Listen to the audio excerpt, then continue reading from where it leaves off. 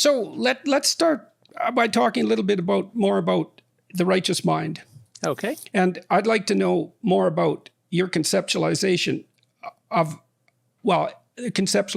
religious instinct, religious impulse, something like that. It's like, how do you view that? And why is it that you've been asked to talk to gatherings of religious people, for example?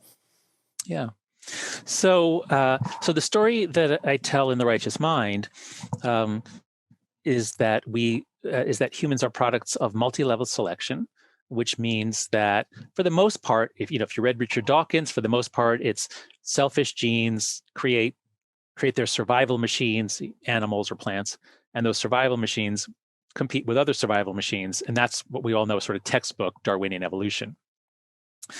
But while I love Dawkins' writing, I love The Selfish Gene, he for some reason says that plants and animals are the vehicles that the selfish genes travel on, but groups are not. He just says groups can't be. He just rules that out, if I remember correctly. And for most species, that works great. But for bees, for example, it obviously doesn't work. For bees, it's obvious that the unit isn't the individual bee. It's the hive where the queen is the ovary. And the argument that I make in The Righteous Mind is that humans show signs of some group level selection. That is, we're primates. We're like chimpanzees and bonobos in a lot of ways, but we have this ability to lose ourselves in something larger, to become completely unselfish, to sacrifice for the group. That is unlike any other animal that is not genetically 50% or more shared genes with all the other animals in its group.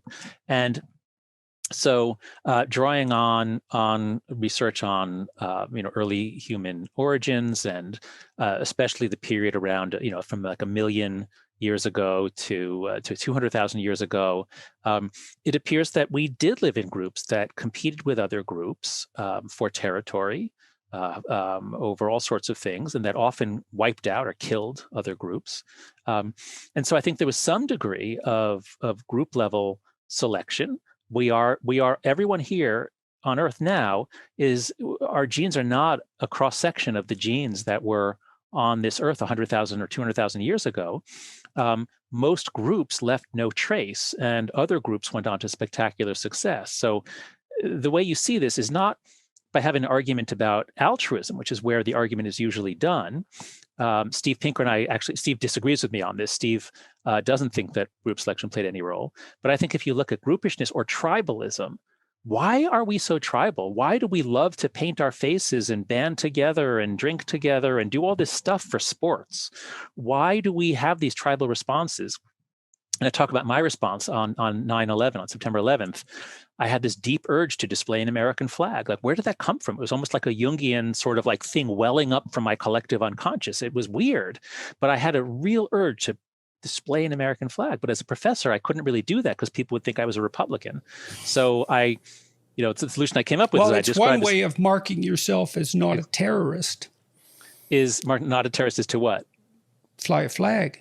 I mean, if you imagine that your group is attacked, the first thing that's relevant is who's with you and who isn't. And I mean, that was made public politically by Bush, right? If you're not with us, you're against us. And so that might be part of an atavistic attempt to say, look, guys, I'm definitely on your side.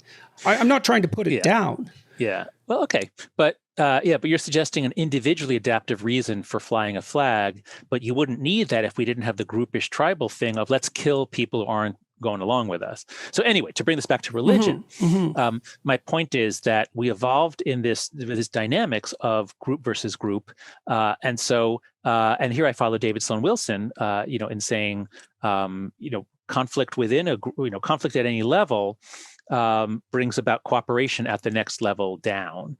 And so we come together to compete, we cooperate intensely in order to compete with other groups. And that would be a hallmark of a long period of intergroup competition, which shaped which genes have come down to us today. So anyway, we didn't evolve for big gods. We didn't evolve for Yahweh and Allah.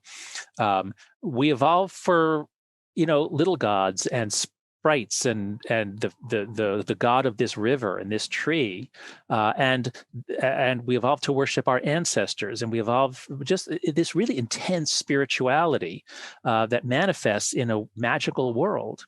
We have all of these beliefs that don't track reality, but they do serve a Durkheimian function. That is, they do serve, I believe, not to help us understand the world, but to bond together with others so that we can survive in this world in conflict and competition with other groups.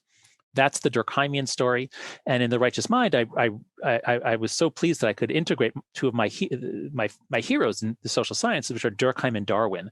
They actually fit together perfectly on the subject of multi-level selection and even on ideas of sacredness and groups coming together. So that's the approach I developed to religion. The Righteous Mind, I originally thought I'd write about politics, but the subtitle is Why Good People Are Divided by Politics and Religion, because they're largely the same thing psychologically.